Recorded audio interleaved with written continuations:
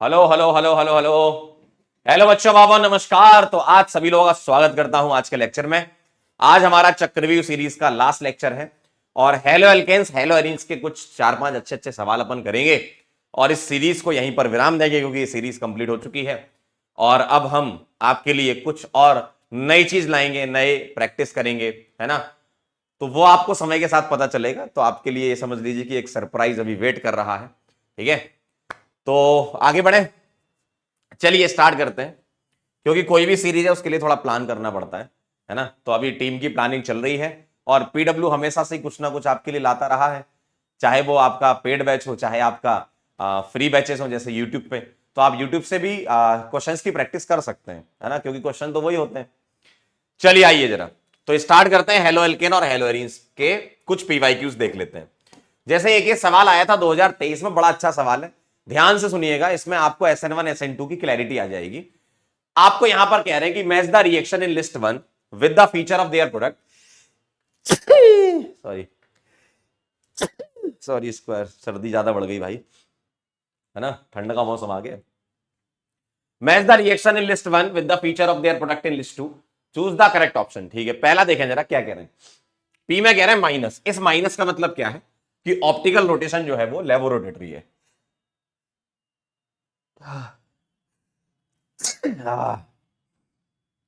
सर्दी बहुत हो गई सच में।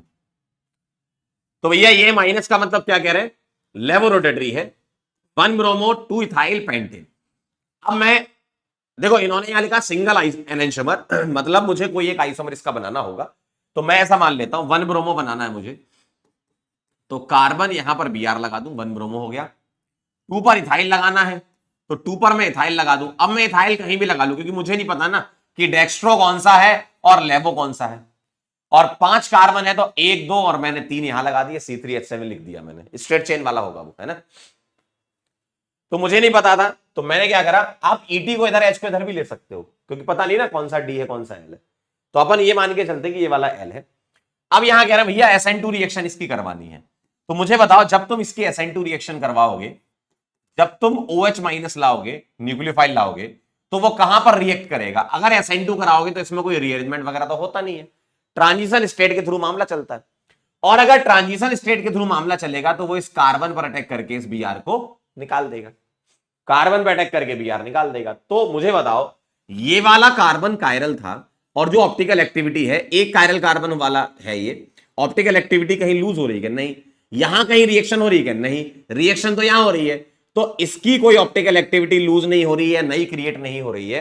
यानी कि आपको यह देखना है कि इसका कॉन्फ़िगरेशन चेंज हो रहा है क्या? नहीं हो रहा है। और ये कायरल था नहीं, पहले भी कायरल नहीं था, यानी कि ये सेम टू सेम ऐसा ही रहेगा, यानी कि रिटेंशन रहेगा।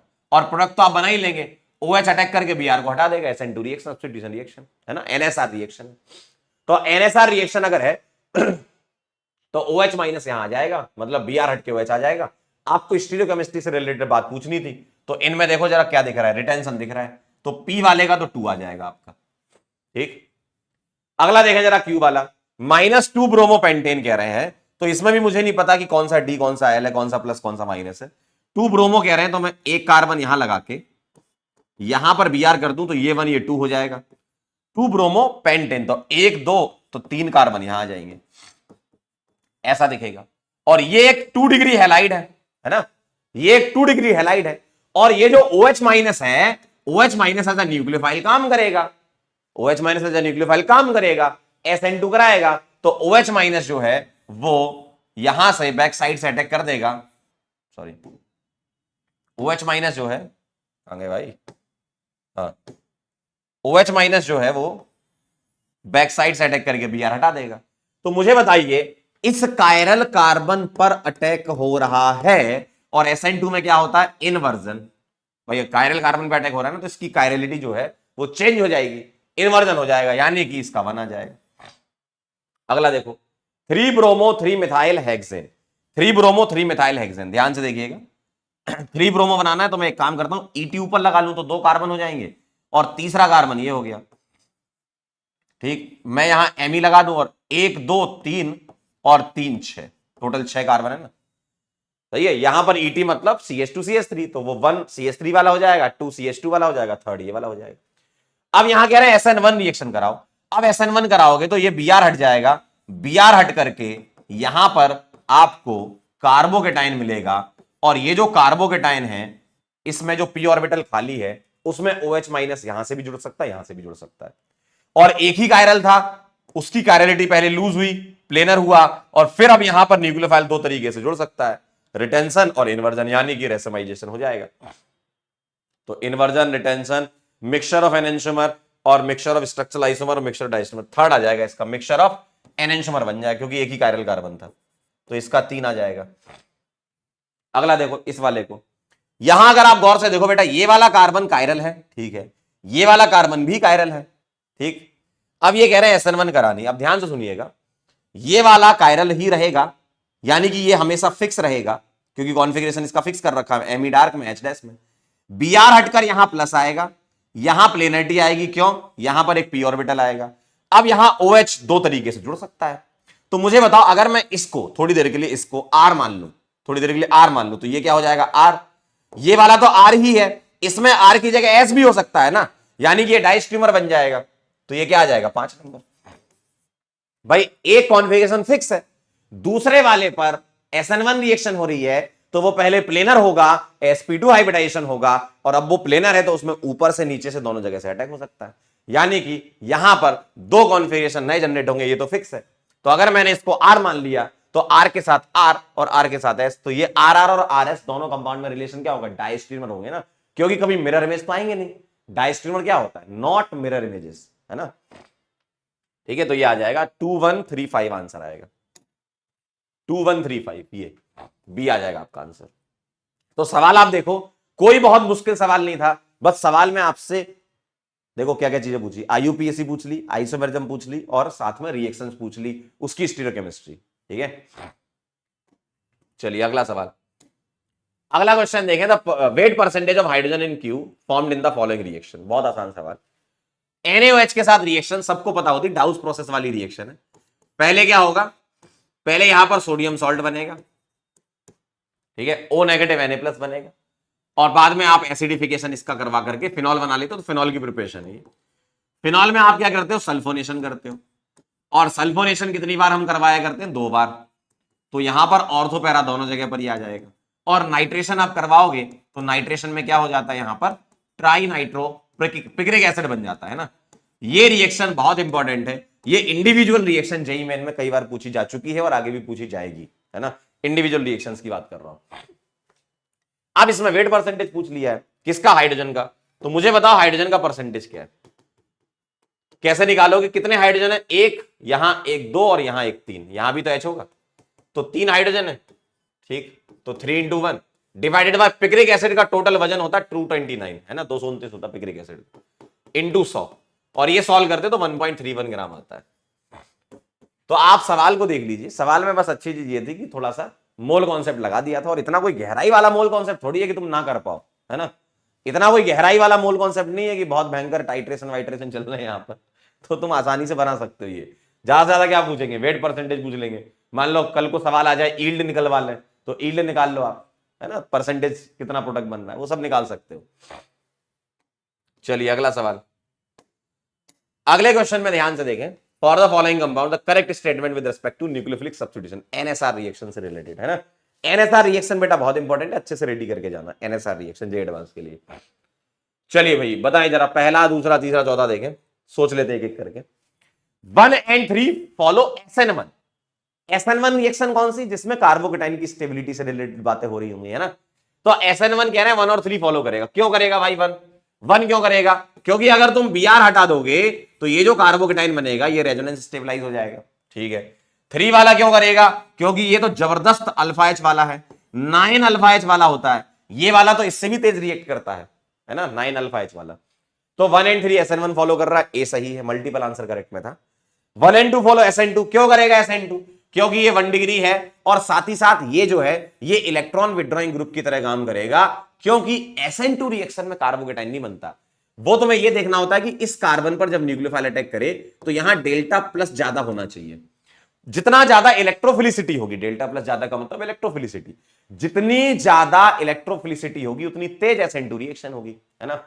तो यहां पर डेल्टा प्लस ये बढ़ा देगा इलेक्ट्रॉन विड्रॉइंग ग्रुप, है ना, इसलिए यहां पर SN2 रिएक्शन फास्ट हो जाएगी। ठीक, और क्या कह रहे हैं, 2 वाला SN2, बेटा ये 1 डिग्री है, 1 डिग्री तो SN2 देगा ही देगा, है ना, 1 डिग्री वाला SN2 देगा ही देगा, तो 1 and 2 SN2 देंगे।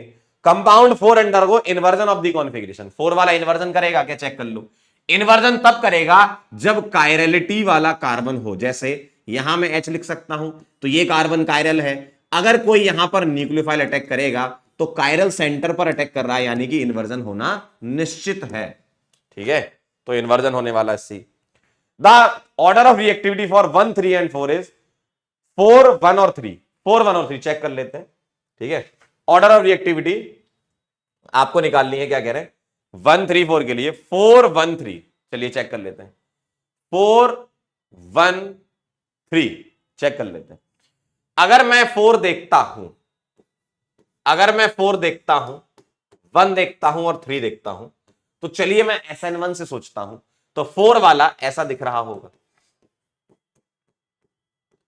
4 वाला ऐसा दिख रहा होगा, 1 वाला ऐसा दिख रहा होगा, ठीक, और 3 वाला ऐसा दिख रहा होगा। देखिए 3 वाला ऐसा दिख रहा होगा, 4, 1, 3 ऐसा दिख रहा होगा। ठीक है, अब मुझे आप एक बात बताइए, आपने बहुत अच्छे से पढ़ रखा है कि भाई एक रिंग का रेजोनेंस और 3 अल्फा एच आ रहे हैं, है ना, एक रिंग का कॉन्जुगेशन और 3 अल्फा एच आ रहे हैं। ठीक है, ये सबसे पहले आएगा 4, इसके बाद ये 9 अल्फा एच वाला आएगा 3, और उसके बाद PHCH2 आएगा 2। तो आंसर आना चाहिए 4, 3, 2, 4, 1, सॉरी 4, 3, 2 नहीं, सॉरी क्या हो गया, 4, 3, 1, सॉरी ये वाला बन, है ना, तो आंसर आना चाहिए 4, 3, 1। देखिए सबसे ज्यादा पहले तो ये आएगा, क्यों, क्योंकि एक रिंग का कॉन्जुगेशन 3 अल्फा एच, उसके बाद 9 अल्फा एच वाला आएगा, फिर एक रिंग वाला आएगा। लेकिन IIT ने इसके आंसर, जेई ने इसके आंसर 2 दे रखे थे, क्या, एक तो ABC दे रखा था, है ना, एंड उन्होंने ये माना कि ABCD, क्योंकि कुछ जगह पर ये माना जाता है कि ये ज्यादा स्टेबल होता है रेजोनेंस वाला कंपेरिजन टू अल्फा एच, तो उन्होंने दोनों ही अलाउ कर दी। लेकिन आपके लिए अगर सवाल आए या कभी जेई मेन में ये कुछ ऐसे रिएक्टिविटी वाला सवाल आए, तो जो ये ऑर्डर लिखा यही मान के चलना है, 9 अल्फा एच वाला, क्योंकि एक बार सवाल भी आ चुका है ये, है ना, 9 अल्फा एच वाला एक रिंग के रेजोनेंस से ज्यादा होता, आप ये मान के चलेंगे। तो हम इसका आंसर डी नहीं दे रहे, लेकिन डी भी दिया गया था। ठीक है, तो ABC और ABCD दोनों ही माने गए थे। ठीक है, या तो आप ये आंसर लगाते या ये लगाते, पूरे नंबर आपको इसमें मिले थे। चलिए आगे चलें। In the following monobromination reaction the number of possible chiral product, अच्छा ठीक है, मोनोब्रोमिनेशन का नाम है, बहुत आसान, आइए जरा। तो फ्री रेडिकल सब्स्टिट्यूशन रिएक्शन है ये, FR-SR, है ना, क्या करोगे, सब्स्टिट्यूशन कराना, H की जगह Br लगाना, है ना, लगा के देख लेते हैं। चलिए सबसे पहले मैं यहां लगाता हूं, अगर मैं यहां पर Br लगाता हूं तो मुझको क्या दिखेगा, देखिए सबसे पहले मैं यहां से Br हटा रहा हूं, है ना, यहां से H हटा रहा हूं, Br लगा, ठीक है, H हटाकर Br लगा रहा हूं। पहला ये देखेगा, चेक करो क्या ये कंपाउंड कायरल है, क्या ये कंपाउंड कायरल, अच्छा ये एनेंशियोमेरिकली प्योर का मतलब क्या होता है, आपको एक कॉन्फ़िगरेशन बनाकर दे दिया, मतलब इसका कोई ना कोई एक कॉन्फ़िगरेशन होगा, या तो R होगा या S होगा, मतलब ये या तो आपका स्मॉल डी स्मॉल एल के फॉर्म में भी बोल सकते हो, है ना, मतलब डेक्स्ट्रोलेवो भी बोल सकते हो, क्योंकि आपने फिक्स कर दिया ना, ये H लेफ्ट है Br राइट है, इसको नहीं छेड़ना, क्योंकि जो कायरल कार्बन फिक्स रहता है उसको छेड़ते नहीं है, दूर रहता है उससे, जो कायरल कार्बन फिक्स है उसको छेड़ने का नहीं, क्योंकि रिएक्शन तो यहां पर हो रही है, तो इस कायरल कार्बन को छेड़ना नहीं है। ठीक है, तो यहां से H हटाकर Br लग गया, अगला देखना जरा, मैं ऐसा भी कर सकता हूं कि देखो एक बार यहां कर दिया, अब यहां करूंगा, फिर यहां, फिर यहां, फिर यहां, ये सोचूंगा मैं और इसमें कायरलिटी सोच लूंगा, है ना। अगला देखो, अगर मैं यहां करता हूं तो ध्यान से सुनिएगा, अगर मैं यहां Br लगाता हूं ना तो एक मामला ऐसा बनेगा, अब ये Br कहां लगा सकते हो तुम, राइट भी लगा सकते हो, देखो देखो सेकंड वाले कार्बन पर, इस वाले कार्बन पर मैंने Br राइट लगा दिया, कोई बोले सर हम लेफ्ट, लगा सकते हो बिल्कुल, जब भी नया कायरल जनरेट हो रहा है ना तो तुम उसके दो कॉन्फ़िगरेशन बना सकते हो, नया कायरल जनरेट हो रहा है ना तो दो बना सकते हो भाई, है ना, तो Br को पलट के लिख दीजिए, आइए, तो BrH मिथाइल और यहां आएगा मालिक CH2, ऐसा दिखेगा, यानी कि ये जो नया कायरल जनरेट हो रहा था, यहां दो कॉन्फ़िगरेशन वाले मिलेंगे, उनमें से ये वाला मेसो हो जाएगा। तो मेसो तो एक कायरल हो जाएगा, मेसो हो जाएगा, तो ये वाला आपको लेना नहीं है। आपको कौन कौन से लेना है? ये वाला और ये वाला। आगे चलते हैं और सोचते हैं।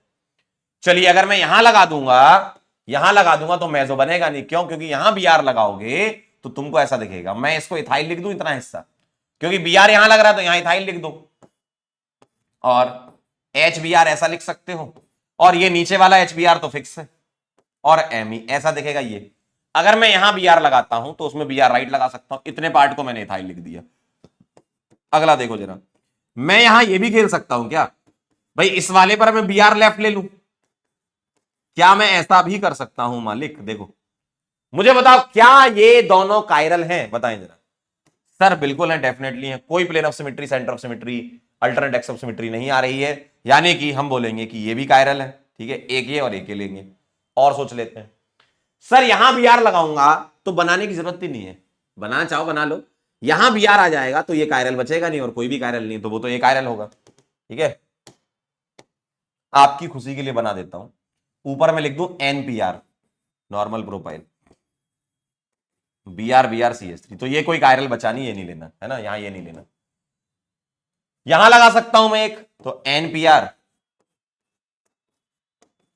एच बी आर और C H two B R, ऐसा।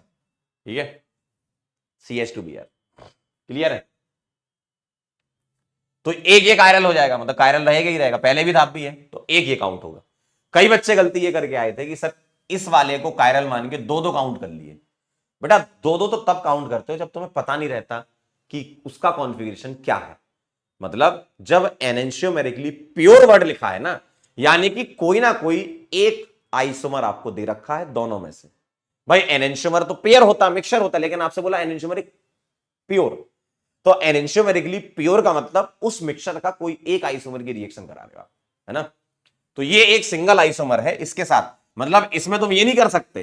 तुमने अगर ये कर दिया तो सवाल ही चेंज हो गया, फिर तो सवाल गलत कर दिया आपने, है ना। तो अगर उन्होंने सवाल में लिखा है एनेंशियोमेरिकली प्योर, या ऐसे फिशर बना के दे दिया, उन्होंने ये बना के दे दिया, इसका मतलब ही यही है कि उन्होंने कोई एक आइसोमर मान के चला है, और अब तुम्हें रिएक्शन ऐसे आगे बढ़ानी है। क्लियर है? चलिए आगे बढ़े। डन। आइए जरा अगले सवाल पर चलते हैं। लास्ट क्वेश्चन है, के आई इन एसीटोन कह रहे हैं आपसे। ठीक है, के आई इन एसीटोन, तो के प्लस आई माइनस है और आई माइनस न्यूक्लियोफाइल है, पोलर एप्रोटिक सॉल्वेंट के साथ खेल हो रहा है। अंडर को SN2 बहुत बढ़िया है, with each pair PQRS the rate of reaction varies. अच्छा ये बताना है आपको क्या होगी। ठीक है, आप चारों को जरा ध्यान से देखो, P को देखो, Q को देखो, R को देखो और S को देखो। आपको दिख रहा होगा ये एक सुपर प्राइमरी हैलाइड दिख रही है आपको, मतलब कोई स्टेरिक इंटरेंस वाली बात नहीं है। ये आपको एक 2 डिग्री दिख रही है ना, ये आपको एक 1 डिग्री दिख रही है, ठीक, और ये आपको एक 1 डिग्री दिख रही है। ठीक है, इसको मैं सुपर प्राइमरी 1 डिग्री ही बोल सकता हूं, है ना, 1 डिग्री लिख सकते हैं। अच्छा इतना तो मुझे साफ साफ दिख रहा है कि क्यू वाला सबसे पीछे आएगा, क्यू वाला सबसे पीछे आएगा, इतना मुझे साफ साफ नजर आ रहा है। अब मामला क्या बनता है, पी आर और एस में, ध्यान से सुनिएगा, एस वाला जो है वो भयंकर भयंकर रिएक्टिव हो जाता है। क्यों? क्योंकि ये जो है ना, ये इलेक्ट्रॉन विड्रॉइंग ग्रुप लगा हुआ है, ये एक इलेक्ट्रॉन विड्रॉइंग ग्रुप लगा है, और यहां डेल्टा प्लस को बहुत बहुत बहुत बढ़ा देगा, यानी कि इलेक्ट्रोफिलिसिटी इसकी बहुत बढ़ जाएगी, इलेक्ट्रोफिलिसिटी भयंकर बढ़ जाएगी इलेक्ट्रॉन विड्रॉइंग ग्रुप से, और इलेक्ट्रोफिलिसिटी बढ़ जाने की वजह से ये जबरदस्त रिएक्टिव 1 डिग्री में, यानी कि एस वाला सबसे तेज हो जाएगा। ठीक है, आंसर आ चुका है, बाकी और सीख लेते हैं। एस वाला सबसे तेज, क्यू वाला पीछे था, आंसर आ चुका है। और देखिए जरा, अब कह रहे हैं भैया पी ज्यादा है आर से, बहुत आसान, ये एक सुपर प्राइमरी है, और यहां एक्चुअल में SN2 की जगह SN2 प्राइम रिएक्शन होती है। कोई न्यूक्लियोफाइल अटैक करेगा तो less hindered transition state form होनी चाहिए, लेस हिंडर्ड ट्रांजिशन स्टेट यहां फॉर्म होगी, और ये बॉन्ड शिफ्ट होकर Cl निकाल देगा। तो एक्चुअल में अलाइल हैलाइड में SN2 प्राइम से प्रोडक्ट बनता है, क्योंकि अगर तुम न्यूक्लियोफाइल को डायरेक्टली यहां अटैक कराओगे तो ये मोर हिंडर्ड पोजीशन है, ये लेस हिंडर्ड पोजीशन है, तो ये ना करके ये करता है, एक्चुअली में ये होता है ना। तो न्यूक्लियोफाइल लेस हिंडर्ड से अटैक कर देगा, ठीक। लेकिन पी वाले से तो थोड़ी बहुत हिंड्रेंस रहेगी ना, तो पी वाले में तो कोई हिंड्रेंस नहीं दिख रही, यानी कि पी के बाद आर। तो SPRQ आंसर आ जाएगा बी वाला। ठीक है, ये वाला बहुत जबरदस्त है। इसमें आपको अगर मान लो कभी फ्यूचर में सवाल बनाए इसी टाइप का और कुछ ना कुछ मिक्स कर दें, तो इसकी जगह अगर ये भी दे देना तब भी जबरदस्त जबरदस्त जबरदस्त SN2 रिएक्शन देता, भयंकर SN2 देता है, ये भयंकर SN2 देता है ये वाला, क्योंकि यहां डेल्टा प्लस बहुत बढ़ जाएगा, क्योंकि ये जबरदस्त इलेक्ट्रॉन विड्रॉइंग ग्रुप होता है, ये कीटोन कहेंगे, और ये एक अच्छा इलेक्ट्रॉन विड्रॉइंग ग्रुप होता है। ठीक है, तो ये अगर इस सवाल में ये नहीं होता, ये भी होता ना, तो भी यही आंसर रहता है ना। तो इलेक्ट्रॉन विड्रॉइंग ग्रुप आ जाने की वजह से क्या हो जाता है, SN2 में रेट ऑफ रिएक्शन बढ़ जाती है। अच्छा, अगर मान लो आपसे ये सवाल पूछे, बताओ इसमें SN1 रिएक्शन होगी क्या? SN1 रिएक्शन, SN1 रिएक्शन की बात कर रहा हूं, SN1 बहुत ना के बराबर। क्यों? क्योंकि जो कार्बोकेटाइन बनेगा वो कोई रेजोनेंस स्टेबलाइज नहीं है। आपको ऐसा लग रहा होगा सर ये पॉजिटिव इसके साथ ओवरलैप कर लेगा, मतलब ये वैकेंट ऑर्बिटल यहां पर इसके पाई और लोब के साथ ओवरलैप कर लेगा, तो ऐसा नहीं होगा। क्यों नहीं होगा? क्यों नहीं होगा? क्यों? क्योंकि इसका अगर तुम रेजोनेटिंग स्ट्रक्चर बनाने की कोशिश करोगे ना, तो तुमको ऐसा दिखेगा, जो कि एक हाईली अनस्टेबल स्ट्रक्चर होता है। ठीक है, तो ये SN1 रिएक्शन ना के बराबर, लेकिन SN2 जबरदस्त देगा, SN2 रिएक्शन बहुत जबरदस्त देगा, ये समझ गए खेल। तो इस प्रकार के सवाल जो है, ऐसे सवाल आते रहते हैं, है ना। तो आपके लिए अगर मैं हेलो एल्केन हेलोरीन की बात करूं, जो इंपॉर्टेंट पोर्शन है वो है भाई साहब NSR रिएक्शन। आपको अच्छे से पढ़ के जानी फुल डिटेल। क्या क्या पढ़ना है इसमें आपको NSR में? आपको इसमें SN1 एंड SN2 रिएक्शन पढ़नी है, बाकी किसी भी प्रकार की रिएक्शन पढ़ने की आपको जरूरत नहीं है, क्योंकि पिछले कुछ सालों का ट्रेंड यही कह रहा है। पढ़ लेना अगर समय मिले तो, लेकिन जो मेन फोकस है वो SN1 SN2 पे करना है। नो SNI, है ना, SNI की टेंशन नहीं लेनी है आप। ठीक है, SN1 प्राइम SN2 प्राइम की भी टेंशन नहीं लेनी है आपको। ठीक है, आपको बेंजाइन मैकेनिज्म की भी टेंशन नहीं लेनी है, कुछ नहीं, एक्सक्लूडेड लिखा है बेंजाइन, है ना। हो सकता है आपने क्लास में पढ़ा हो, लेकिन आप छोड़ दीजिए उसको, मेन फोकस कीजिए इसको। इस रिएक्शन को ना फुल डेप्थ में पढ़िए, इसकी रेट ऑफ रिएक्शन के बारे में पढ़िए, ठीक है, इसकी स्टीरियोकेमिस्ट्री के बारे में पढ़िए। ठीक, और कोई बहुत बड़ी बात नहीं है, एक बार आप पढ़ लेंगे ना अच्छे से, भाई साहब सवाल बन जाना है इसका सवाल गलत नहीं होना है ना। रेट ऑफ रिएक्शन हो गया, स्टीरियोकेमिस्ट्री इसकी हो गई, ठीक है, और प्रोडक्ट फॉर्मेशन वाली चीजें हो गई, ये सब प्रोडक्ट फॉर्मेशन कि कैसे बनता है प्रोडक्ट, है ना। तो ये इस पर आपको ज्यादा फोकस करना है हेलो एल्केन में, अगर हम स्पेशली बात करें तो। ठीक है, अब हेलो एरीन की बात करूं तो इसमें आपको NSR रिएक्शन पर फोकस करना है। ठीक है, NSR रिएक्शन पर फोकस करना है। इसमें भी आपको वो रेट ऑफ रिएक्शन याद करो, वो NO2 लगा देते थे, इलेक्ट्रॉन विड्रॉइंग ग्रुप लगाने से रेट ऑफ रिएक्शन बढ़ जाती थी, मीजनहेमर कॉम्प्लेक्स वगैरह जो होता था। रेट ऑफ रिएक्शन पढ़िए आप इसकी। ठीक है, आप इसमें प्रोडक्ट फॉर्मेशन सीख लीजिए। यहां स्टीरियोकेमिस्ट्री की तो बात करते नहीं है, ये NSR किसकी कह रहा हूं, एरोमेटिक में, है ना। प्रोडक्ट फॉर्मेशन सीख लीजिए, इसमें क्या होता है। ठीक है, तो ये जो रिएक्शन है ना, ये बहुत इंपॉर्टेंट रिएक्शन है। तो इन रिएक्शन को बहुत अच्छे से आपको करके जाना है। मतलब ये इतना बेसिक चीज है कि भैया जैसे सांस लेने के, जीने के लिए सांस लेना जरूरी है ना, वैसे जेई में एग्जाम दे रहे हो, आप जा रहे हो एग्जाम देने के लिए, तो ये रिएक्शन करके जाओ। अगर किसी व्यक्ति ने ये दोनों रिएक्शन नहीं करी है, बेटा किसी काम के नहीं हो जीवन में, कुछ नहीं किया तुमने, सिर्फ टाइम पास किया और कुछ नहीं किया। ठीक है, कुछ चीजें तो बेसिक होती है ना, इतनी बेसिक होती है कि वो तो करनी है, उसमें कोई बताए ना बताए, मैं तो चलो आपको फिर भी बता रहा हूं। अगर मैं नहीं भी बताता तो भी तुम्हें ये करनी थी। जब क्लास में पढ़ रहे होगे ना, जिस भी टीचर से पढ़ रहे होगे आप, तो उन्होंने भी फोकस किया होगा इस पर भाई कि बहुत इंपॉर्टेंट, ध्यान दो। लेकिन अगर आज की डेट में भी आपको ये रिएक्शन नहीं आती है, तो आपसे बड़ा पापी कोई नहीं है इस दुनिया में। क्योंकि अगर पेपर देने जाओगे, ये ऐसी रिएक्शन है कि इसके बिना कैसे जा रहे हो तुम पेपर देने, शर्म आनी चाहिए तुम्हें। तो ये रिएक्शन तो कंप्लीट करनी है, बिना ये रिएक्शन कंप्लीट किए पेपर में बैठोगे तो विफलता हाथ लगेगी, सफलता तो दूर दूर तक नहीं मिलेगी। ठीक है, तो ये कुछ रिएक्शन ऐसी होती है जो करके ही जानी है, कोई बताए या ना बताए, ये करनी है तुमको, है ना। चलिए बहुत बहुत धन्यवाद, थैंक यू सो मच। और आपके लिए एक बहुत बेहतरीन चीज अब प्लान कर रहे हैं, क्योंकि अब ये सीरीज हो चुकी है एंड, है ना। चक्रव्यूह सीरीज की भी अच्छी हम लोग ने प्लान की थी आप लोगों के लिए, बहुत बढ़िया सीरीज रही है, आप लोगों ने कुछ ना कुछ नया सीखा, एटलीस्ट आपका एक रिवीजन तो हो गया ना। आपने पीवाईक्यूज वगैरह कर रखे होते हैं, आपको लगता नहीं मैंने तो कर रखा है, फिर काहे सिलेक्शन नहीं हुआ था पिछले साल, है। और इस साल भी अगर तुम बहुत हवा में हो तो इतने हवा में मत रहो। जेई का पेपर उस ग्रेविटी का आता है कि तुमको इनडेप्थ चीजों के बारे में समझ होनी चाहिए, गहराई में चीजों को समझना है, तो अभी आपके पास अच्छा टाइम है, हवा में अभी नहीं उड़ने का टाइम है। अभी अपने पास इतना टाइम है कि आराम से जमीन पर धरातल पर रहते हुए सारी चीजों को आराम आराम से सीखते हुए, सारे पीवाईक्यूज बनाते हुए, हर पीवाईक्यू में छुपी हुई बातों को सीखते हुए ही आगे बढ़ना है ना। तो आराम से चलना है आपको, ठीक है, बहुत तेज नहीं भागना है। क्यों? सवाल कम आते हैं लेकिन गहराई वाले आते हैं। तो अब हम आपके लिए कोई एक नई सीरीज का प्लान कर रहे हैं कि अब आपको और किस तरीके से हम सभी सब्जेक्ट में, है ना, कंप्लीट पूरी सीरीज, कोई भी अगर जेई चैलेंजर पर आती है तो वो कंप्लीट सीरीज होती है, तो उसमें आपके सामने थोड़े दिनों बाद फिर से आएंगे और कोई नई सीरीज, क्योंकि आपको भी कुछ ना कुछ, देखो, प्रैक्टिस आपकी होती रहे ना, लगातार आप चीजों के टच में रहें, यही खेल है, ठीक है। चीजें मुश्किल तब होती है जब आपका टच छूट जाता है। छोटे से छोटा सवाल अगर तुम रिवाइज नहीं करोगे ना, छोटे से छोटा सवाल अगर तुम रिवाइज नहीं करोगे ना, नहीं बनेगा, बहुत आसान सवाल भी नहीं बनेगा। इसलिए हम लोग आपके सामने बार बार इसलिए दिखते रहते हैं ताकि आपका एक रिवीजन होता रहे, आप उस चीज को, मतलब आपके दिल में बैठ जाए वो, है ना, दिलो दिमाग आपका एकदम तरोताजा कर दे चीज, ठीक है। तो अब हम आपके सामने कुछ नया आएगा, मैं क्या, मेरे मुंह से निकल जाएगा मैं अपनी भावनाओं को कंट्रोल करके नहीं रख पाऊंगा। तो अब आपके लिए एक बहुत बेहतरीन एक और सीरीज आएगी जिसके थ्रू आप रिवाइज कर पाए। कोई भी सीरीज आए आपको ये देखना कि आपको उससे फायदा लेना है, क्योंकि कुछ ना कुछ तो सीखने के लिए जरूर रहता है और वही आपको सीखना है, ठीक है। चलिए मिलते हैं बेटा फिर नेक्स्ट सीरीज में, तब तक के लिए ओके बाय।